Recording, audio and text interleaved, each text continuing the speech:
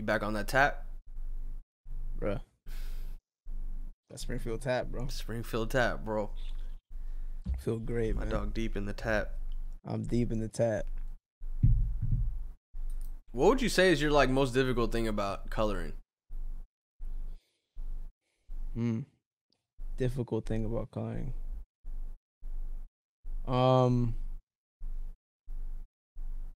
That's hard to say because coloring really is just a ton of balancing. That's literally what it is. It's like a giant teeter-totter.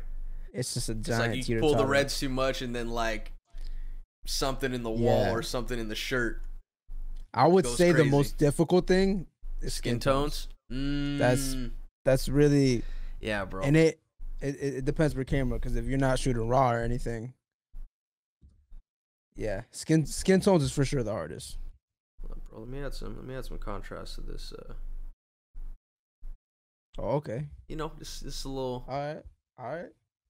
I still gotta dial these in to how I. When are you finna go the DIY Josh? Before I hit the road, before May, I want to have this wall painted. I found a futon that I'm gonna throw here, or I'm gonna put it on that wall, depending on just how it looks on camera. To be honest with you, I'm gonna lay this down this way. I'm gonna kill this or move it in the garage. And then I do like the neon sign idea. I think I want to throw a neon sign there. I'll be wavy.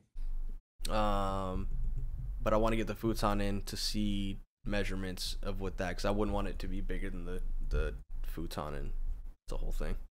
Yeah. And then I'll just put some art. It's like 2 pieces of art on this side, and then I don't know. We'll see. Actually, after that, Let's play solid. And just some Low LED key. strips. yeah. So I'm gonna do this like probably like a space gray, something deep. And I don't know if I'm gonna touch this wall or not. TBD. It might be wavy just white, to be honest. Yeah, I was gonna say I kind of wanna. Create more depth. Yeah. Yeah, and then that's the wall that I could. Because I feel like if both are gray, it'll feel more like a flat wall. Yes. Yeah. We'll see. And then right here where you can't see, actually, I'll figure that out. So I want to put a whiteboard on one of them. You know, do you already know where you're gonna get your neon sign? No, put me on, bro. I think you sent me a link, but I don't know if I'm gonna. I think the best that I've seen, if you want them really good, It just depends if they're custom or not, right? it's like Etsy. Okay. They take a grip, but I mean, they're solid. Yeah. Also, I mean, they're tricky with how they play on camera too, right?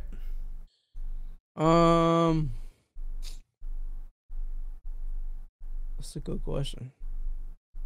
Cool. All right. Well, I'm glad I That's a haven't great bought it question. yet. You know.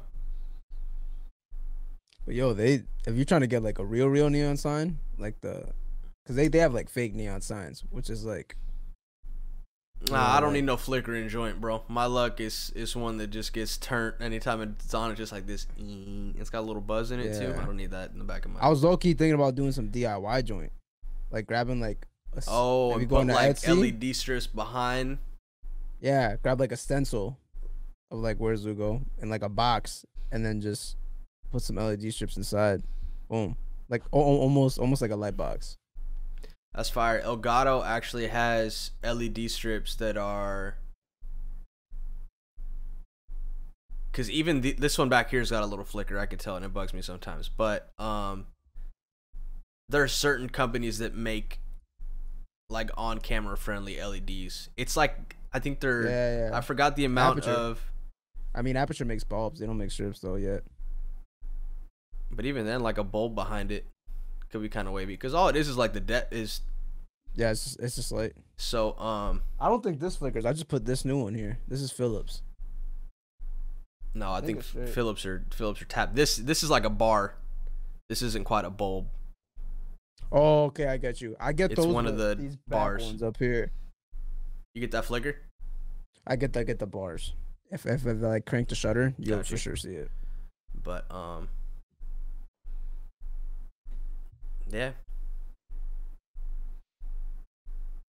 anyway, we could probably hop into this. What up, y'all? Welcome back to another episode of installment / fill in the blank of Something Creative, episode 11-ish. This is actually 12.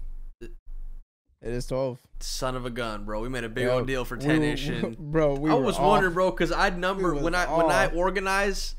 Organization's also super key when you're making anything. When I was making my files, right? I think we were on 11 or 12, but I was just running with it because I was like, I know one of these or two of these were chalked. So, I mean, it felt like 11. To be fair, we said ish, and that's kind of like our margin for error. At the end of the day, I'm not tripping. It's another one. Yep. It's another round. Another Saturday, another potty. Welcome to Something Creative, where Lugo dropped the tagline of what the show is. Yep, we're I forgot. We're a couple creatives that talk about experiences that we're going through creatively, as well as our experience on some productions. It's a working description. That do we have that written down? No, we said it one time and we should have wrote it down, but it sounded crisp one time, and I remember I was like, "Ooh, we should write that down," and we never wrote that down, but it's somewhere. Nope. I am one of the co-hosts, Josh Egans. This is Lugo, second co-host. Lugo, aka Where's Lugo everywhere on the socials at Where's Lugo. Not okay. Last episode was what we thought was 10, so we did a Q&A. We had a bunch of questions. Shout out to those in the Patreon of the Kev on Stage Studios Patreon. That's patreon.com/KevOnStageStudios. Studios. Where we threw a inquiry of questions up in one of the posts, and we had too many that were going to be covered in one episode, so we pretty much got stuck on one for the majority. It was talking about pretty much combating imposter syndrome as a creative, and that is something that's an ongoing cycle for me. Lugo just knows he's that dude, apparently. God bless. Anyway, so we're gonna go through a couple extra of the lingering questions that were still unanswered from last time, and the first two are kind of tied together. They're kind of based around growth, and growth is a very interesting thing. But let me give the prompt of said question first. This was actually a two-part question, I believe. Do you feel yourself growing? I don't know if this one was kind of specific to me, but either way, I mean, we could both answer this, because the second part said we could see your growth in real time, but do you ever realize how far you've come in your thinking, the way you see life now? So do you feel yourself growing? And I would honestly answer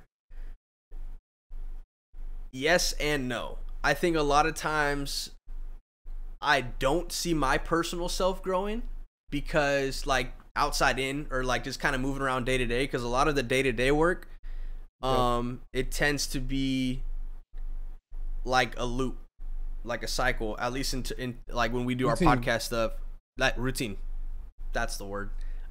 It's pretty much routine based in the sense of like the day-to-day stuff, which is great, right? And I think about it in like my workflow, at least from day one of doing this routine work, with the podcast scene, with the tour type content, with all this stuff. It was at once brand new that I had to develop a cycle, or develop a workflow, I should say. But to know that a lot of this is what I call turnkey, not what I call, but what is called turnkey, meaning like it's pretty much plug and play. Like it's a lot easier. It's stuff that I don't have to think about or overthink of, like what my workflow is going to be, how is this going to be done, what time do I need to upload this by, so we can make sure to go through everything and get ads on it and blah blah blah. Just like muscle memory. Muscle memory, yeah. So but when I look back, right, and I'd be like, oh man, I could do this a lot easier than, and I could teach it. Usually I feel like I master a workflow when I feel like I could teach it without thinking twice on it. That's good. I never thought of it that way. Yeah. I only bring that up because I was helping a lot of people with their workflows when I was still working at All Def, because I had been producing a lot longer from when I first started compared to when we started bringing people in. Like, everybody wanted to kind of be on the same workflow, so everybody had a similar process. Everybody had their own process at the end of the day, but in terms of like technical calendar scheduling of like getting stuff shot to, or before that, like calling people up, getting them dialed in for the day, getting a shot, getting the footage, getting that to post, and then output. I'd felt like I had developed my own workflow to where, like, when people ask for it, I'd be like, oh, this is what I do, cool, cool, cool. But when I would always teach somebody, I would be like, this is how it works for me. Take for what it is for you, and use what works for you, but like develop your own, you know, because at the end of the day, you're gonna do something a similar way, or you're gonna get frustrated trying to do it a specific way that isn't best for you. But I don't know if that answers a complete do you feel yourself growing question. But at times I do, in a different perspective, which goes into the next question, but I'll let you answer this before I completely skip your answer, which I would. Yeah, I guess. Do you see yourself growing? I see the byproduct of growth, but I don't think anyone in the current circumstance like is like almost in the mentality of like, oh, I'm growing. You know what I'm saying? You just always see the byproduct of growth. You don't necessarily see in real time. Like, you just do the work, and then after you're like, oh, you look back, you're like, oh, I shot all that stuff last year. Like, what? Or like, I think the biggest thing for me is that is almost like old moments where it's like, oh damn, I grown. Is like the people around me and the environments I'm in. That's solid. Yeah, because like I'll look back at the people I was around 4 years ago, and I was like, oh yeah, there's a couple that are still there, but it's like, oh, okay, I've grown. Like, you know, when you just outgrow people in general, not even outgrow, just like different. You grow apart. Yeah, grow apart. Yeah, I think a lot of us, we're always growing, right? And sometimes that results in people growing apart. Yeah. Which isn't a bad thing, because sometimes you can still link up with that person or chop it up with that person, and it feels like things are where they left off.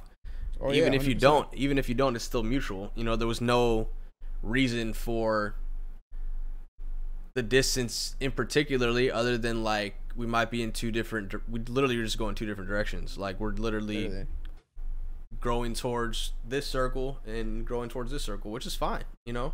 Yeah. I think that's the biggest thing that makes me like, oh, like if I look back like 3 years ago, I was like, man, I was chilling with that person, and I was doing that. I wasn't even like, it's just crazy. Crazy. For me, I've always been I don't know. I think something, I don't like the word accelerated, but I guess I just always moved very, very fast. Just aggressive. I mean, you know, Josh knows when I do something, I do it OD. It's done. It's done. It is in my mind. It's done. Yeah. Exhibit A. Josh crashed over for the shoot. Shout out to Jubilee Worship. What was the Shout first out one? to Jubilee. Redeeming the Years. We're shooting that, and actually we could say it now. It's Casted Crowns. That's the one. I was gonna say they said the name, so that's not on us. That's not on us for breaking it. Casted Crowns, April 16th. Go check it out. But he pulled up, and I was like, yo, it would be dope to build like a mini basketball court, bro. So I ordered one on Amazon, like a diesel one. Like, okay, like when I do something, I do it OD. You're all in. You're not getting no generic. You getting if you getting a mini hoop, you getting a mini regulation hoop. You can be. It's got a spring on it. Glass. Tempered glass. You do not need a tempered glass hoop or backboard. The day that came in, which was the day y'all left. Actually, no, it came in the last day y'all were here. Nico was still there. Shouts to Nico, the editor, the GOAT editor. Shouts to Nico. He actually helped me put it together. But y'all left. / hoop maker. I'm like, oh, put together the hoop. Well, the hoop was there when we got there. You're like, yo, Yeah. I'm juiced. Yo, I was more excited about that than the shoot. Real talk, I got the though. hoop the next day. Mm-hmm. Put it up. Oh, cool. It aligns perfectly with the studs on the wall. I'm like, oh man, this is perfect. Hang it up. Take a step back. I'm like, man, this is missing something. I don't feel like I'm Paulie. Go to Dick's that day, buy some floor gym mats, screw them into the wall. All right, it's getting better. I'm like, yo, kind of wavy. If there was like an actual court here. That day, went to Home Depot, bought some rubber mats, put them on the floor. I got the tape, put the paint, did a whole stencil. Next day, I had a full basketball court in my crib. Hooping at the crib in the winter, bro. You had an indoor court when the weather was 20 degrees outside. A kid's dream. Balling, bro. I got what is it? The NBA official size 3 mini basketballs, a Nike one. All that to say, gotta get you a Puma one. Yo, facts. Yo, it should make like a dream. Okay, moving on. Easy, bro. We're not throwing out free. We're not throwing out free game. Free game. You're right. You're not wrong though. So all that to say, I'm a very all in person. Like up front, when I really believe in something, even if it's something that might not even work out, or maybe I am doing a mistake, I go all in, and then all the way in, I found out I'm all the way out again. Like it just is what it is. But with that being said, I always felt like my growth has been, I don't know, quote unquote, accelerated, especially with my age too. Because what was it? I'm 22.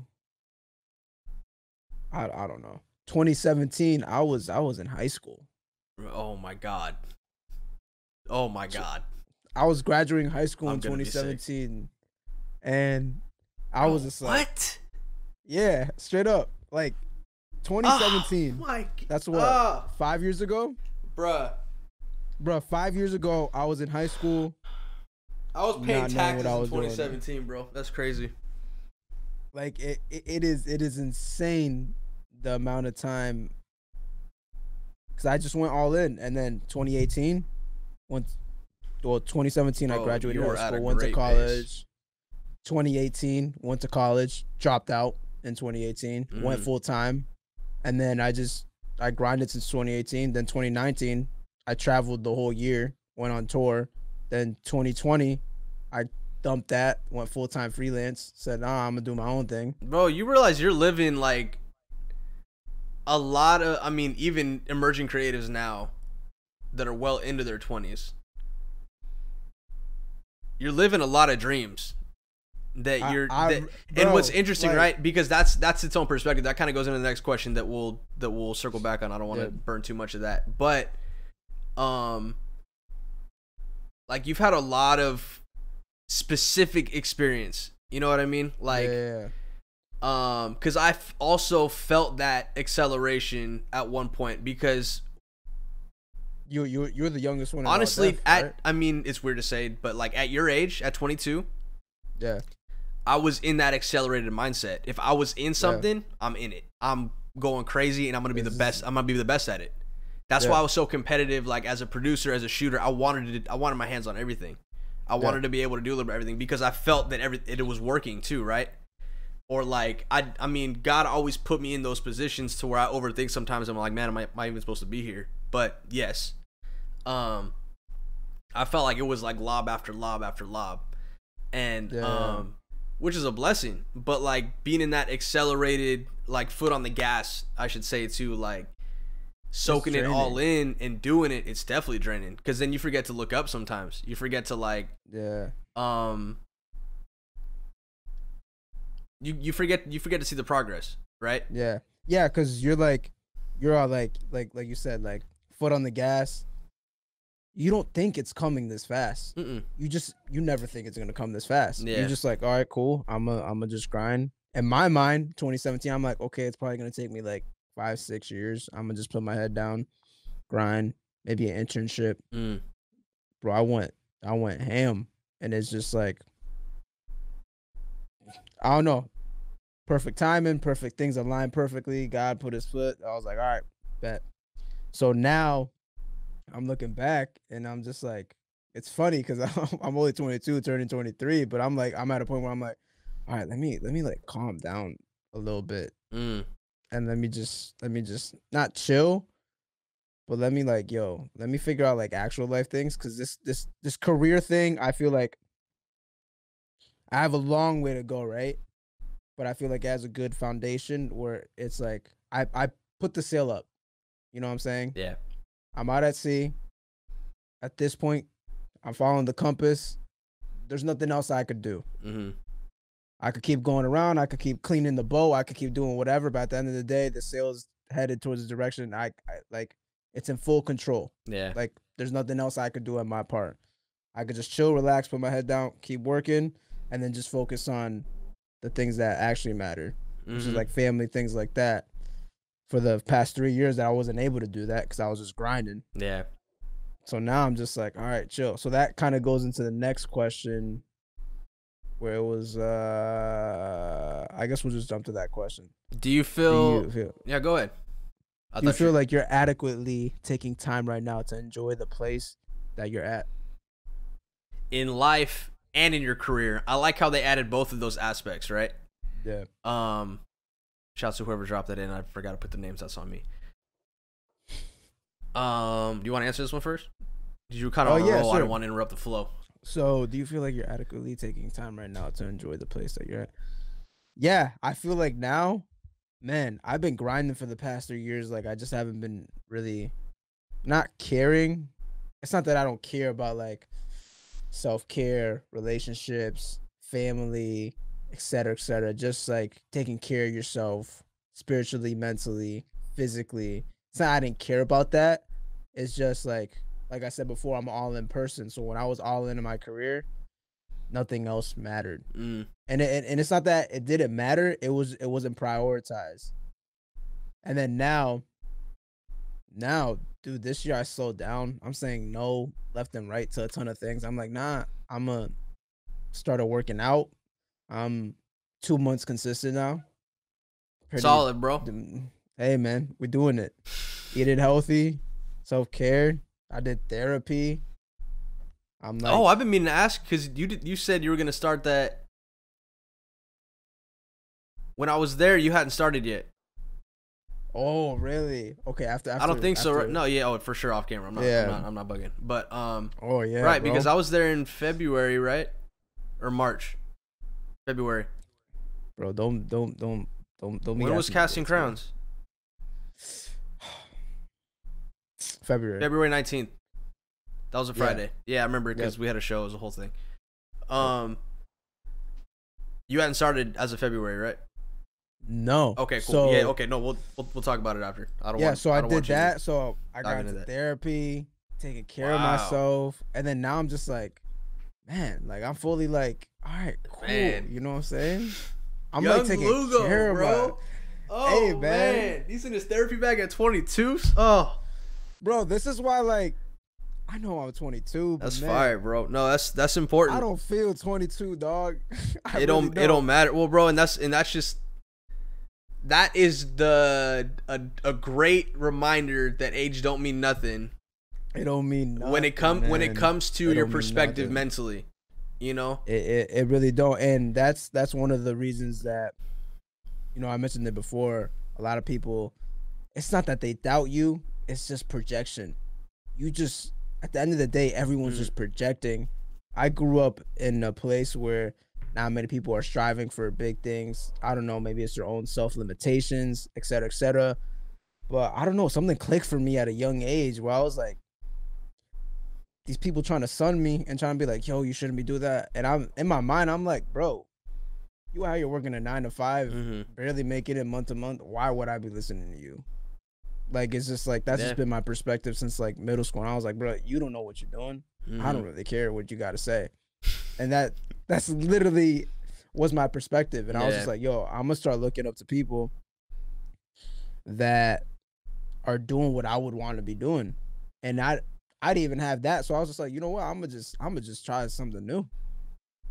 And then yeah, that's why age is literally the last thing in my head, and I think that's a great perspective because now I think that's where I see my growth, cause which is why one day I wanna teach kids and things because bro, I see kids I've learned from 12-year-olds before.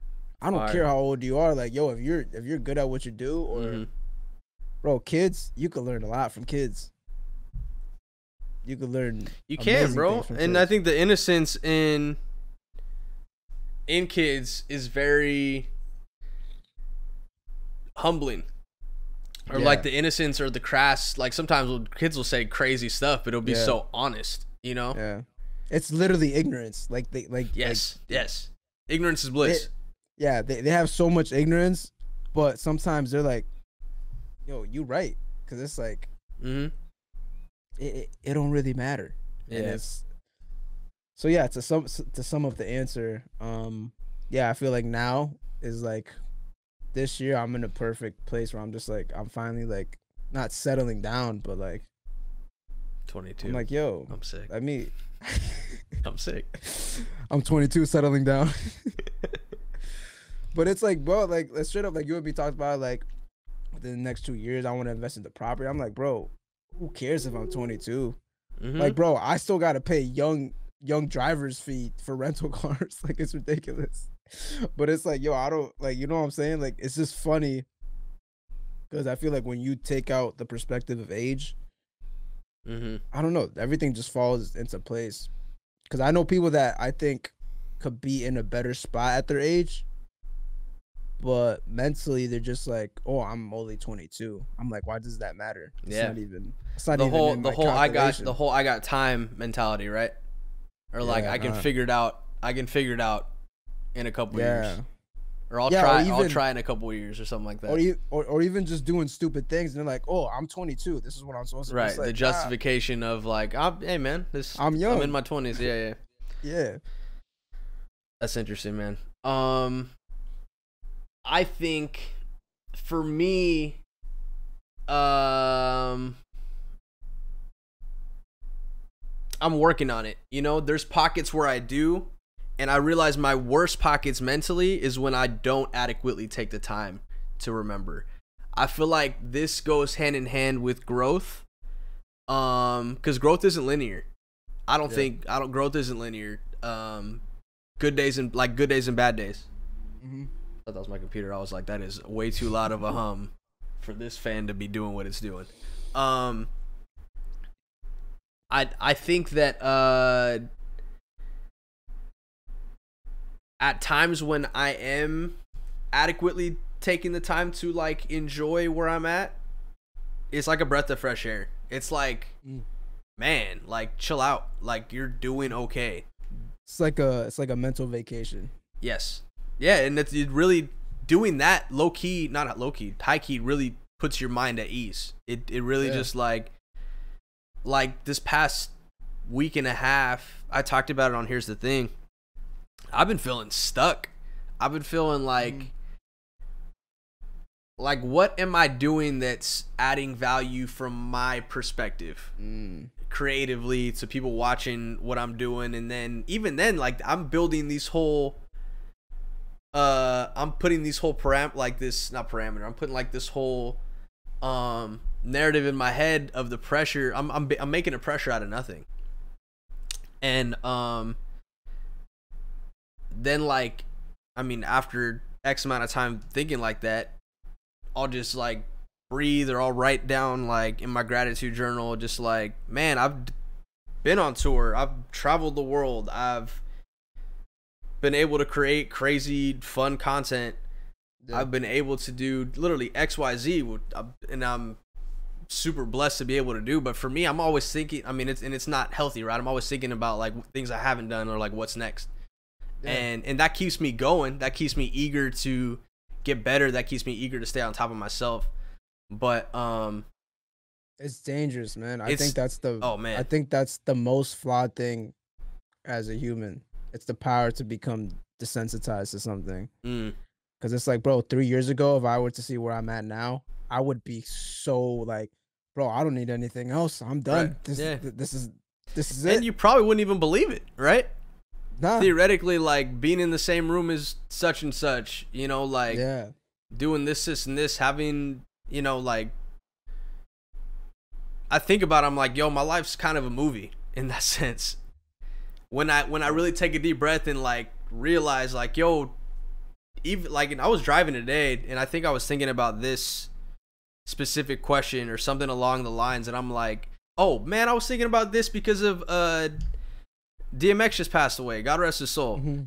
Man, God And rest his soul, man. he said in an interview, like, if I were to die right now, this was a few years ago, this wasn't like recent, if I were to die right now, I could at least go to rest knowing that I had a good life. And I was thinking about it, and I'm just like, I was like, man, God forbid something happened to me today, like, in my last thought, I'd be like, things were all right, man. Things obviously could have been better in some like personal relationships and whatever, but like, that's when I mean, like, it was almost a bigger shift in perspective, because that interview quote specifically just made me realize, like, man, everything leading up until right now, I mean, I wouldn't have anything that I feel like, oh, I still need to do this, and this, you know, like, if I asked myself that 2 years ago or 3 years ago, I'd be like, no, like, not yet, you know what I mean? But it's interesting, you know, and that's where I feel like lately I've been trying to train myself to take the time to smell the roses, because that's important, man. Like, at the end of the day, all this is temporary, man. Like, so why are you making the bigger deal about something that don't matter that much? And especially like, and I was speaking more on the career side, but on the life side, right? I feel like I've been re-pouring into my relationship with my parents over the past couple years, and I'm starting to work more on like my cousins and family around me a little bit more so, but that's also because like we kind of had to. Yeah.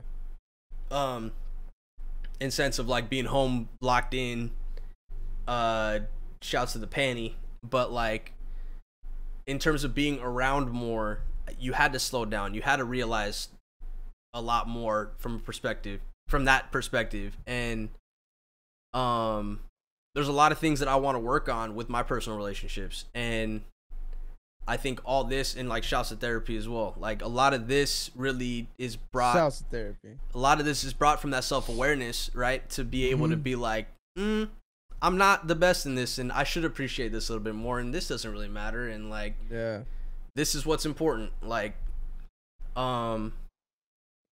but I feel like it's a constant roller coaster, because when you're in that high, you don't think about it, right? Think about it at all.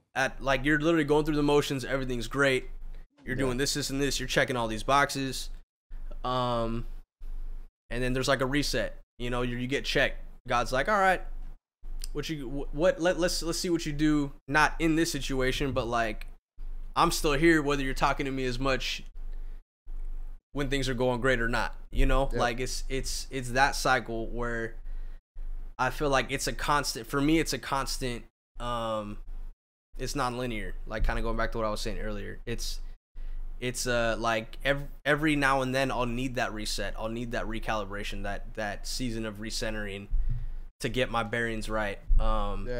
It's really just trying to get the reset and the highs as close as you possibly can. Right, yeah, and that's where I was trying to lean to, is like, the more I work on it, the more often I feel like I'm doing that, instead of like going 6 months ham, isolated, but doing my thing, and then trying to reset for like however long that takes, you know? But like, kind of like getting that within that that margin as close as possible kind of keeps you honest, and it keeps you closer to like, one, your purpose, right? Because the more you are in tune with, I believe, the more you are in tune with like your relationship with God. Nah, man, bump opinion. This is the truth. Nah, but like, where you are like more consistent with your relationship with God, it's more easy to work in purpose. It's more easy to work in your calling or what you've been praying on, and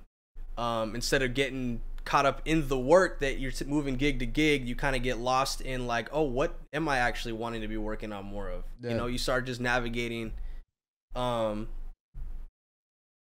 purpose adjacent, you know? Yeah. And then like you spend that time recentering and recalibrating. That's usually my topic of like grounding that I fall back and forth in. And that falls into gratitude, like how it really just goes under gratitude. And what I found, like trying to keep that balance and try to keep that margin of error very, very, very minimal, is gratitude's easy when you're just saying thanks to the things that is just super apparent. But I found like just focusing on the small little things, that's like, oh man, those little things. And now anything happens, like any drama, anything. I live a pretty drama-free private life, but anything drama, bro, it's just, I take a step back, I just laugh. I'm like, bro, this is hilarious. Like this don't even matter. Yeah, this man. Don't even matter, bro. As someone hit me up the other day, I'm not gonna get into details, but this person was saying this person was saying that. I sat back, I was like, bro, this is hilarious. Like I really don't, like, this really don't even matter. Like, yeah. And I was just like, and then that when I don't know, when I feel like I'm in a good place where I could literally laugh about anything, and I'm just like, bro, let me just laugh. And it's like, cause like you could sit down, bro, and it's real. You could cry or you could laugh, and they're both good. You both need them both. But I feel like I get the same feeling out of both. Yeah, like, the songwriter and prophet said, "Laugh now, cry later." You know, bro. Hey man. Shouts to Drizzy. Hey man. But yeah, man, I think all that, like you said, surrounds gratitude, and I would say perspective as well, if I had to throw my 2 cents into that. Because if you're focusing on the wrong things, you're not going to be able to be grateful and appreciate the things that really matter, most, right? If you're getting caught up in the day-to-day and the who said what to she said and the he said and this and this, you got to stop and smell the roses as often as you can. Yeah, perspective is good, because it's like, perspective is so hard when you're not in that perspective. When you're just like adjacent to it and you're just like, oh man, I wish I could see it like that. Yeah. But when you're in it, and man, the only way to get in it is just through like some sort of experience. Really, at least from my experience, like, it's just through experience and just through failing. And then it's just like, oh man, like, it honestly isn't that bad. It's not. It ain't that deep. It's never that deep. Never. It's never that deep. Some things sting a little bit more, but you go through it. It might suck, but you get through it. I'm a strong believer that anyone can laugh at anything. I saw a tweet the other day of like, if you're still here, some along the lines of, if you're still here, you made it through all the days you thought you couldn't. That's good. And that's its own perspective, man. That's facts, man. But gratitude, man. Solid. Let's get into some lighter questions. One of the homies, Sema, I think he's from, I don't want to butcher it. I want to say he's from South Africa. I kind of wanted to ask. Dial in. He's from Cape Town, South Africa. Sure. I don't. Just gonna go 100% confidently. What's up, Cape Town? He threw this question: do you create your own presets for shooting, and what is the process? I kind of wanted to bring up when we shot. I mean, technically we did it for both, right? I don't know specifics if he was talking about presets in terms of like picture profiles or kind of like how that's dialed in. Usually going into a shoot, the idea of a preset for me, whatever that preset might be, if it is picture profile, it's you're already having the edit and like the type of coloring you want to do in mind. If you want to have some crazy control of it, you know, you go flatter. Obviously this isn't that conversation, but I was gonna bring up at least the preset of the LUT that we made for each of the music videos and how you kind of chef that up the morning of with some sample footage. I got actually the idea from Joker. because they did it for Joker. So Jill, I'm not gonna say her last name because I don't know. It's a complicated last name. Jill B. Was the colorist for Joker, and her dad actually worked for Kodak. So back in the old days, The film company. yes, and he was the dude in the back cutting the films, putting this chemical with that to get this type of Terrifying. Gives me anxiety just thinking about it. essentially this type of preset. In a way, they would combine colors with it was archaic, but man, people are still trying to emulate that look. It'll never go away. So pretty much, she just has a whole background of that.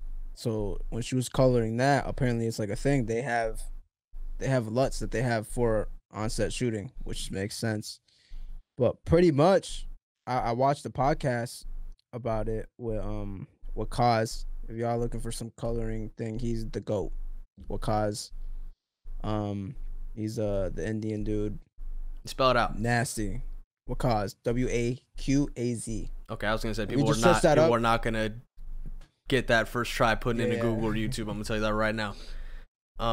But he did a podcast with her, like an Instagram live, and it was like a Q&A. And Todd Phillips was talking about it too. And pretty much the look that they created, they really didn't change much after.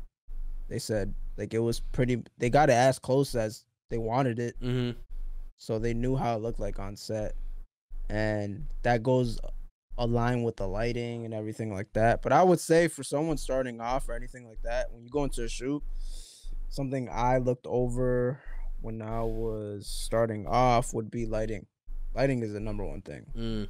Before anything else, you look at lighting, that's gonna make or break what you shoot, 100%. And then from there, presets, I guess it's really just what mood. I guess like, like if you're trying to shoot something really moody, it'd be kind of dumb to shoot it at 12 p.m. in the sunny day. Maybe try to find a nice rainy day, cloudy day to go shoot that. Yeah. But do you create your own presets? But yeah, we did it for the last two shoots. We created a lot. I did it the morning of. It was mainly for reference, like so we could get a taste of what it looks like, especially for playback too. It helps with showing the artist. I always hated showing like the talent, like and then showing them the playback, and then like I gotta explain like, hey, this is flat, this is raw, this isn't the actual way it's gonna look, blah blah. And it's like they have no idea what you're saying. You just sound like an idiot, and then they're just like, in their mind, they're just looking at like, why does it look like that? And you could explain it however you want, but yeah. So we did that for the last two shoots. So yeah, we know roughly what look we're going for, and yeah, I think that answers somewhat. Yeah, I mean, in terms of the process, when you created the LUT, you really just chefed it up real quick. It's like yeah. So the actual process is, I got it from Christian Matt Grab on YouTube, and he did a video on converting your Lightroom presets to LUTs. So it's a plugin in Lightroom, and then you just export it as a LUT. If you just search up literally in Google, you put export LUT, it'll be one of the first things to pop up. It's like $10 if you use Lightroom, and then you just export it as a LUT. I really like that because at the time I didn't know about DaVinci, I didn't know about anything. All I knew was Adobe. I always liked coloring photos at the time rather than video through Premiere. And I was like, I like the way it's organized and the way it's laid out in depth, and especially the color stuff, the HSL and everything. I was like, bro, this is amazing. So side note, why doesn't Lightroom have like skin tone stuff? Really interesting, man. That's a really, I don't know why it has that, bro. They got every slider from luminance, saturation, hue. You can just throw in like a vector scope with like the skin tone thing, like, bro. And it's pretty much what, red, orange, and I forgot the three. I don't want to say yellow. Yeah, I would say yellow, give or take, right? But I mean, yeah, I don't know. There's no option in Lightroom to like like the what's it called in Premiere, secondary color, where you could just eyedrop a certain color and mask it out. You can't do that in Lightroom. What is this? Yeah. Yeah, I mean, I agree, bro. Honestly, I've been thinking of not for my. I got a photo shoot tomorrow, but it's not for that one. I've been thinking of using Capture One. I don't know if you've heard of Capture One. I've been thinking about using Capture One to at least get like a start on the edit, and then just kind of retouch and tweak. Capture a little One bit is here like and there. when you tether the camera, right? Mm-hmm. Gotcha. But it throws over not some presets, but like it taps the color correcting immediately almost, in terms of like matching it to the camera or to whatever they make for the camera. But yeah, because I've been thinking of whenever I do studio work, I kind of want to be able to see it on a screen. 100%. I haven't used Capture One, but I use Sony Imaging. Okay. Yeah. It was just free. I was just like, it works. How was that? That's fire. It's cool. Fire, and I could control all the settings. I'm sure it's similar to Capture One. Yeah. But I think Lightroom supports it now. But I know they had tethering for the longest time for Canon, but it was always Sony that was the problem. I think so. I think they have it now, but I just don't think people use it like that, because Lightroom's cool, but it's not slow. And it's not, like you said, stuff like skin tones, bro. Like, how was that not? I mean, or even have that as its own drop down. Yes. On whatever focuses on them specifically. Honestly, not even having the skin tone things, like just put a vector scope where you could highlight the skins, so I could see where. Just put the whole. Yeah, man. Bro. Honestly, like with their masks and stuff, they should be able to detect the regions of the skin, even if it's like a general that you can like drag in, like a general smart, like how it is in Photoshop, right? Where there's like a magic. I mean, if Premiere could do it for videos, there's no reason why you can't do it. There's no reason. With more detail. Mm-hmm. Yeah, I don't know why they won't do that. Cause I'm trying to think of a reason, like, people won't use Photoshop. In Lightroom, like specific. Yeah, I mean, in layering, it can be a lot. You know, it could be a lot. Layering could be a lot to manage. That's one of the reasons why I don't. I mean, nothing against Photoshop. I just grew and learned more so in Lightroom. And I kind of just stay in there unless I need to do some crazy. Unless I'm trying to like flip a color. Yeah, cause I know people that edit photos in Photoshop. I'm like, bro, that sounds terrifying. It's such like a individual thing. Like it's for like this per photo. Yeah, but if when I turn in photo, like for example, when I turn in photos for Keep Your Distance, I'll probably turn in like around 200 out of the 1,000 that I took that night, which is about right for me. Yeah, that's pretty consistent over the time of the show and whatever. But I'll take them group by group in terms of like who's up there and whatever. And a lot of times I'll tweak, like if it's from a different angle, then I'll go in that group. But I'll sync up a lot of the settings unless I gotta use a brush on whatever. But there's not really that. I mean, that I know of. There's not really that workflow in Photoshop. Photoshop is very much bringing one photo in at a time. Yeah. Exporting that one and then organizing it out of. I do like it though, because what's dope, it's almost like nodes. So what's dope thing about like layer nodes is that you're talking layers. Okay. It's pretty much the same thing. Layers or you're nodes. Just adding layers. Yeah, so you're pretty much just adding a layer. Okay, this layer I'm gonna put like a look. This layer I'm gonna do the exposure. This layer I'm gonna do that. So if you don't like the exposure, you can just delete the whole layer, and you're just touching what you did with the exposure. That's cool. I will say that's cool about Photoshop. Pretty much, I tried to emulate that in Premiere. So I would do that with the adjustments layer. So I would do skin tones. I would do the blues. I would do the reds. I would do this. I'm like, Premiere just isn't like structured for that. And type it of workflow. Stresses your computer out with that many adjustment layers. Yeah, so that's the one thing I did like about it. But I could only see myself using Photoshop for photos if it's like an album cover or like a single cover where it's like, okay, we need to do some retouching or whatever. Yeah. I I think that can kind of go into the next. We talked about layering and kind of stressing your computer out. The next easier question, hold for this motorcycle that goes by every day. He normally revs louder and like backfires and like sets car alarms off, but it didn't sound like that happened today. Anyway, this next question is like a two-part. First part's a statement. I'm in the process of buying a new laptop. What are the most important specs to have when running Adobe Creative Cloud? And I really like that they added when running Adobe Creative Cloud, because specs can go any which way direction depending on what programs you're running.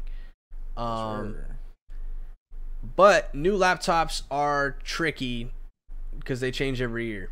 But I would say for Adobe, even then it depends on what you're kind of running specifically. Like if you're running Premiere, you definitely want some RAM.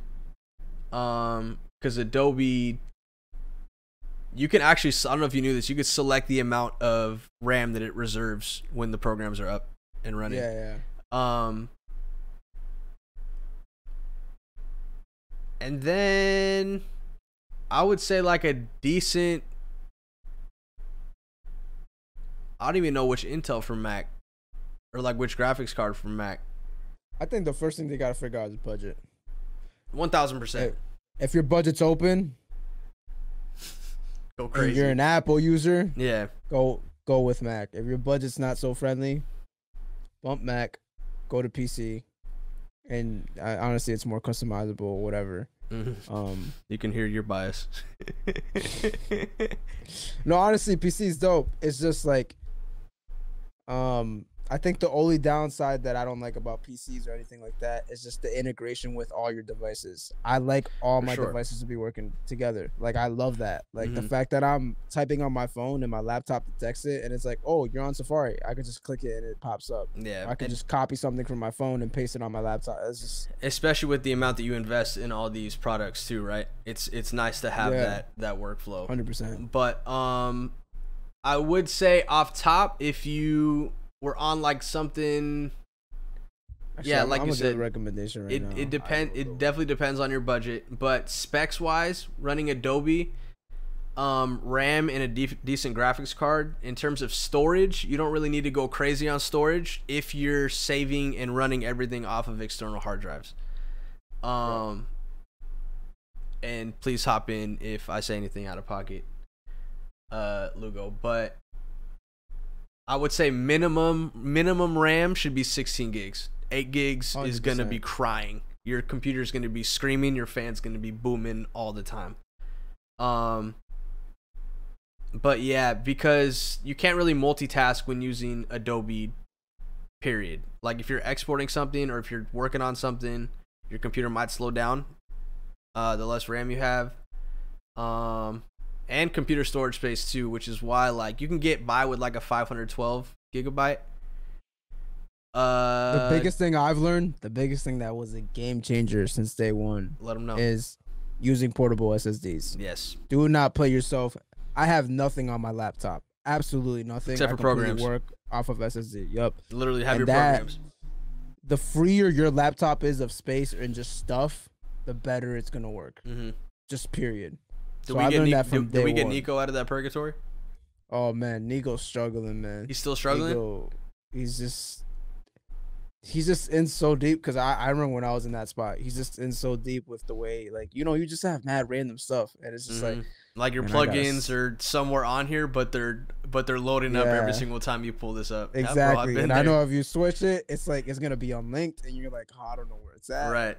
You try and search it in Spotlight, it don't pop up. Yeah.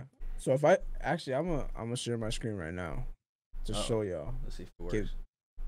Go ahead. Example. All right, cool. Let me do this. Let me move this here. Present now. Your entire screen. Allow. Ooh. Is my screen showing? Yeah, it's showing me though, and it's kind of Inception.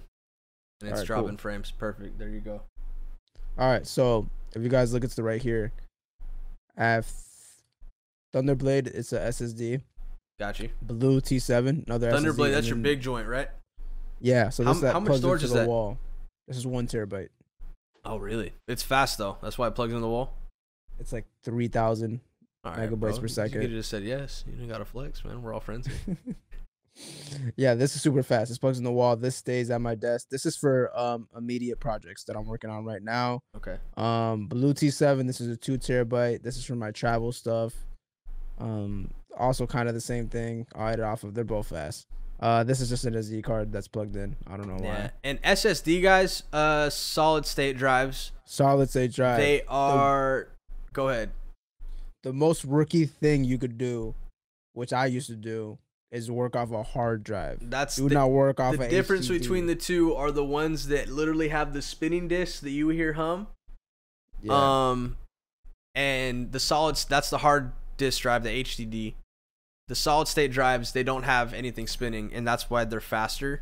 Yeah. And hard drives are just meant to store. They're just meant to store. Like, yeah. I still have hard drives. I have a thing called a NAS system, so it's a network attached storage. So it's a whole thing. It's a whole thing. It's a whole thing. But pretty much they're hard drives, and they're meant to store. So when I'm done with my project and I'm done with working them off my SSD, I move them to the hard drives for storage. And then I clear up my SSD, and then I just put in the things that I'm working on. So that's the workflow. And then if you look at my laptop, I only have 2 folders on my desktop. I have Essentials, which is Adobe Essentials. Here's like the plugins, export presets, business stuff like contracts, templates, and stuff like that. Cinetracer. It's a game we showed it on one of the other apps. I don't think we ever showed it. Oh yeah, we never showed it. That was shocked. It's pretty much like a filmmaking game where you could like you could create sets, ideas. Yeah. Film mats, just assets that I'll use all the time. They'll just live here. And this folder is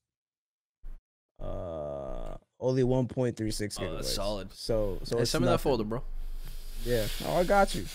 And then I have an editing folder, which will have I don't know what these are. Oh, are these editing? Like your oh, go ahead. Let me not cut you off. I'm gonna see in real time. Nah. What's up? So like in video editing, is it like your project file templates?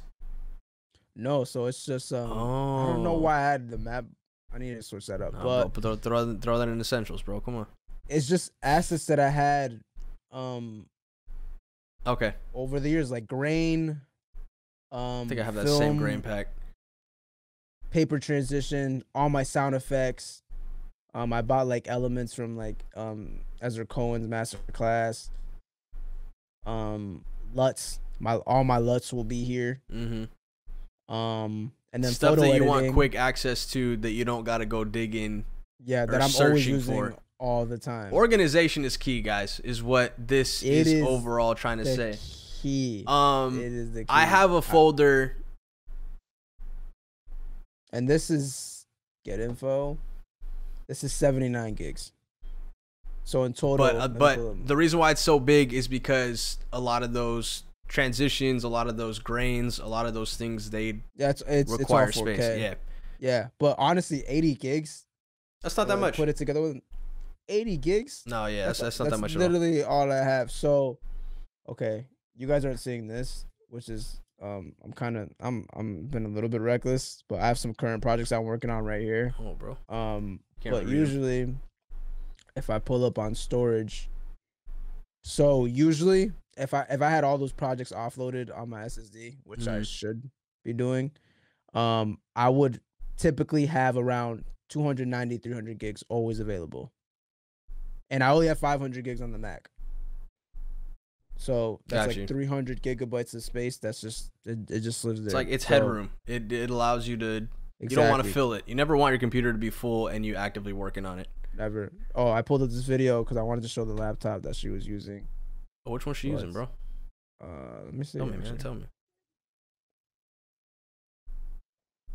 Oh, here we go. People's spaces be so messy, but not intentionally, but you can tell this is a workspace.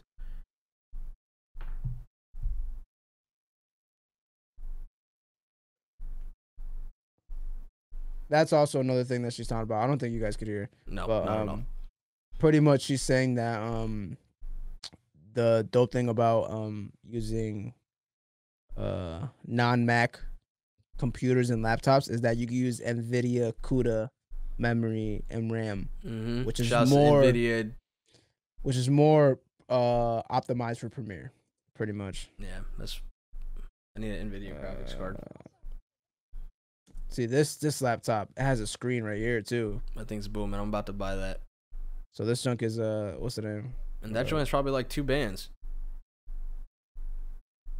Yeah. See, this is What's it got? It probably got a 2080 in there. Bro, low key, I want that laptop, and I don't even know any specs on it. All right, go. You're saying everything, but what the name is? Yo, if y'all don't know Sarah Dici, she's fire. She talks gear? Bro, she got specific everything. or anything. Okay, I was gonna say. Yeah, we'll do a quick plug. Yeah, she's kind of been doing more lifestyle now, but I think she talks about it like I like her stuff because it's very lifestyle mixed with filmmaking. She doesn't go super in depth with the tech. It's like it's very practical. That's good. Like talking, which is way better than all the technical stuff. And then when she wants to talk technical, she always brings another person that she really trusts to touch on the speak topic. on it. Bro, she got a Leica Q2. She's rich. Oh yeah. Stop taking pictures like this. She got better. Okay, so that camera's like 6 bands. So this laptop. Okay, here we are. RG Microsoft Store. Let's see. MSI's got solids. Look at this, bro. 1300? 1400. Oh no, that's not the one with the mini screen. But yeah, hold on. No. 16 gigs of RAM, 512 SSD, Intel Core i7. What graphics card's in there? Click more. It's probably got a NVIDIA 2060. Solid. And all this stuff is upgradable. Oh yeah, you can swap it out. You can just unscrew the little joint. Yeah. You could just probably max out that RAM depending on the slots. You could probably put up to 64. If not, I doubt you can get 128 in there. You could spend around 2 bands, which is insane. Mm-hmm. I spent around 4 bands on mine, and I'm still. And you're kind of locked in. I'm still mad about it because I bought mine 1 month, and what happened was the next month I bought it was when the 16-inch came out for the same price. Oh, bro. Sick. I was sick. I was like, bro, if I waited a month, I could have got the 16-inch at the same price. Yeah, I'm kind of torn, bro. Not gonna lie to you because, bro, because I heard that 16-inch is a beast. Bro. It is. One of the homies has it.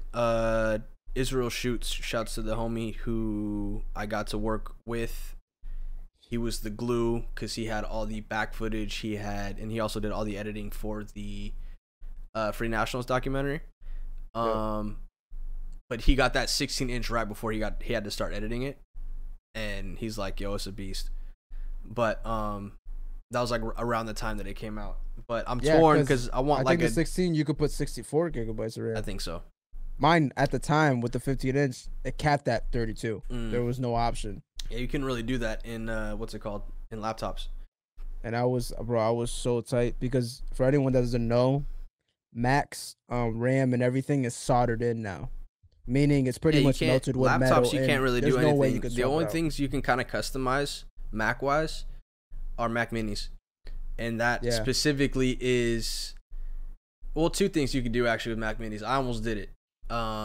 You can put in your own RAM, not your own, but like they got Mac Mini RAM kits so you can add. You can go up to 64 gigs with that, I believe. And then since Mac Minis don't have what they call dedicated GPUs internally, it kind of crippled them for a minute. But with any Mac, I believe laptop wise, maybe desktop, laptop, but for sure laptops and Mac Minis, since their graphics cards weren't always up to par in terms of potential, you can run external graphics cards or external GPUs. I remember when we were talking about that. You were finna. I was really finna do it, and then I was like, and then I did it for a little bit. But I think what I was still doing with the computer in terms of like my workflow, the amount I was exporting, trying to stream with it, it still was just stretching. It was stretching my Mac too much.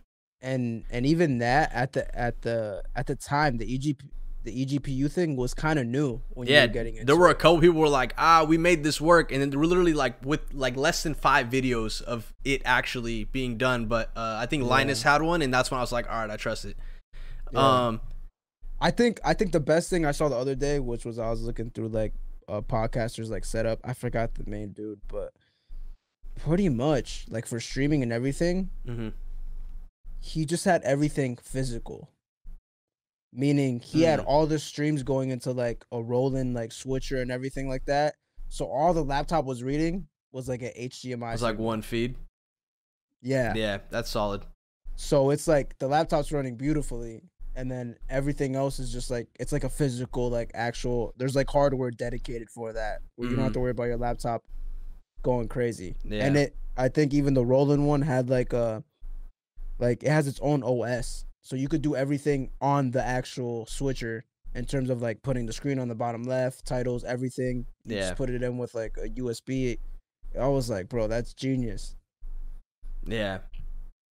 It's tricky, man, because like even now, because I want a workhorse that I could take back on the road with me. I'm torn, and I've never thought I'd be in this position, but I'm torn between like a PC laptop or dropping bread on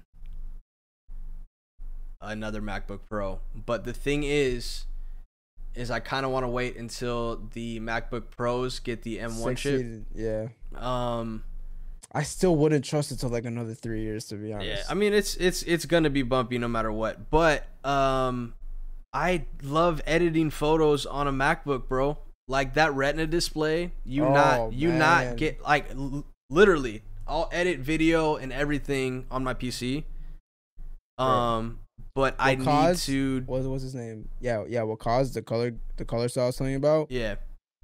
He has whatever $10,000 monitor, everything. At the end of the day, when he exports it, he airdrops it to his because you got to see it on iPad, a Retina, bro.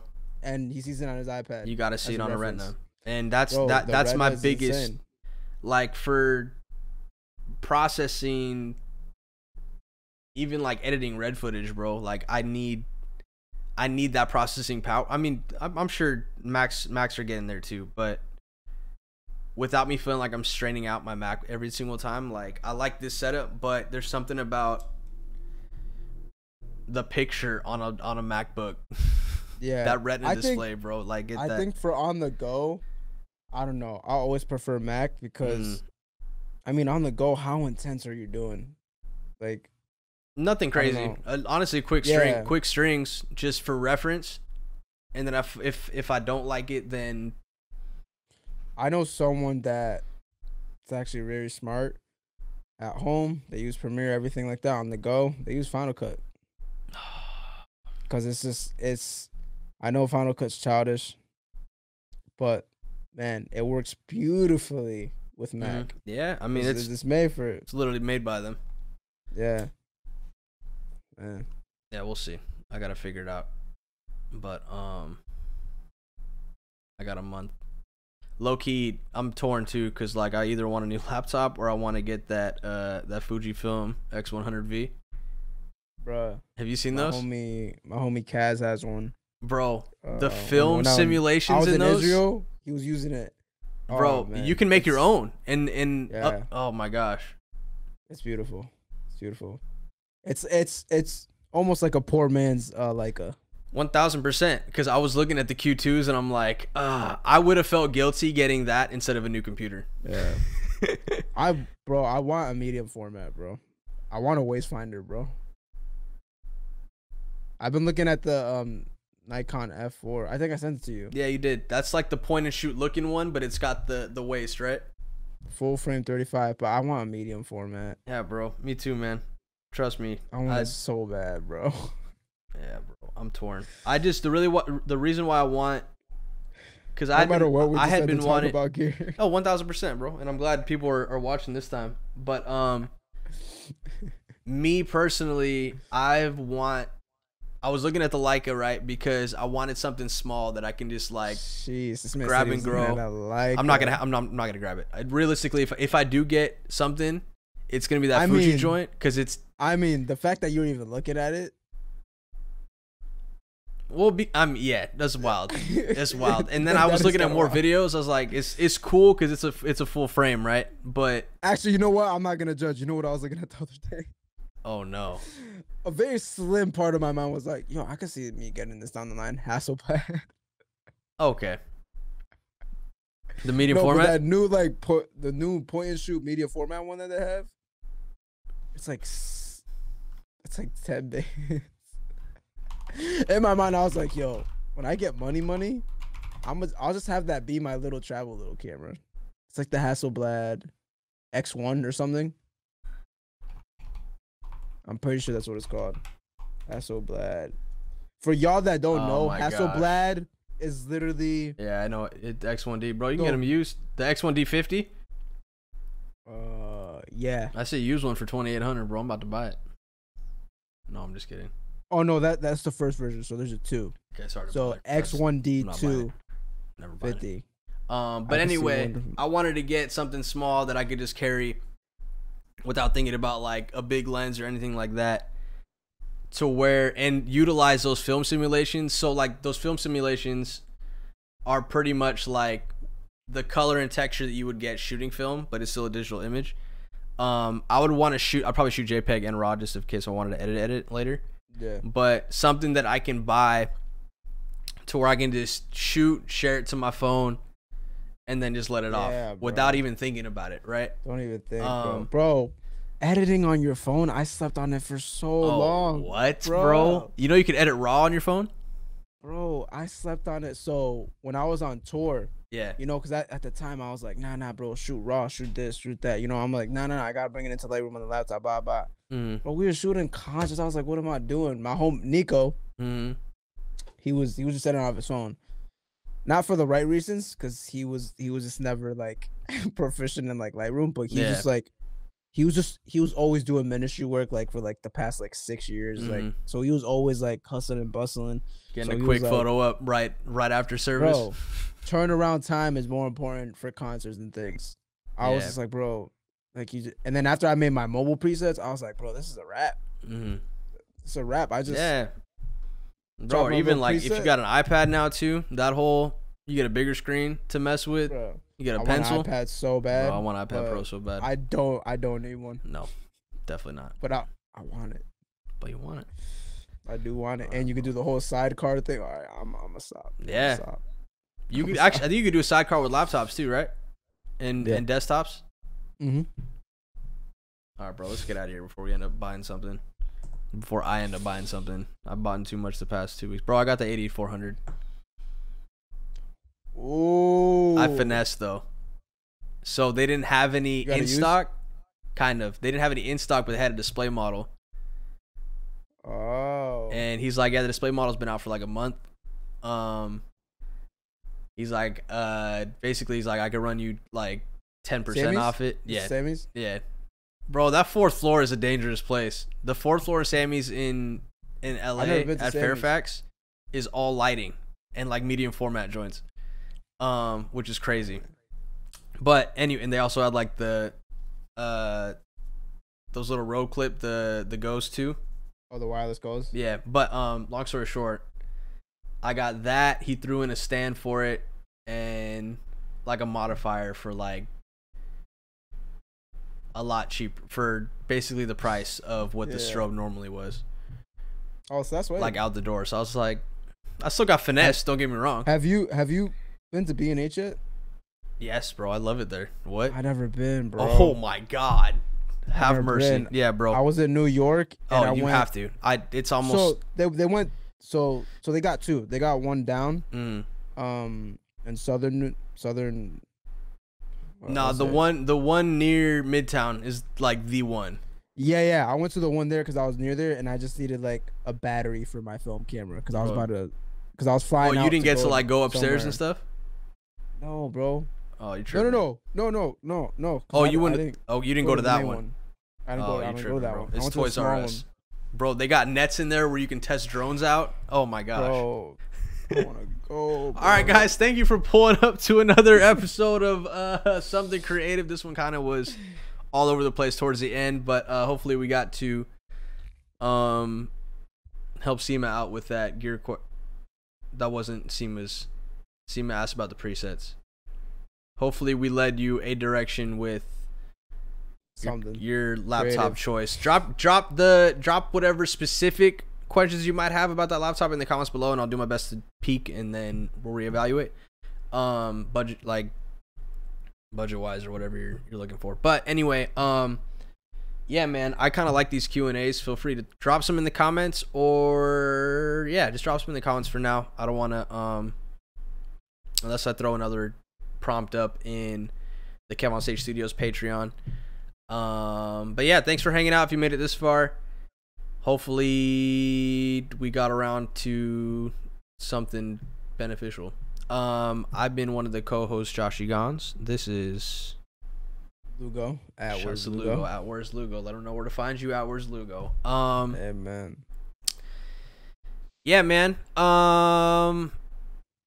We never know how to end this thing, man. Yeah, let us know what other things you might want to cover or have covered in the comments below as well. They don't necessarily have to be questions. They could be literally anything, experience wise, creative wise. Maybe you guys want our opinions on something. I don't know. Whatever. Thank you guys for pulling up on this glorious Saturday. Hope you enjoy the rest of your Saturday. We will most likely see you next Saturday unless a life event or something happens and we can't see you next Saturday. But hopefully we see you next Saturday. God forbid anything bad happens. All right, guys. Until next time. Later. All right. Peace.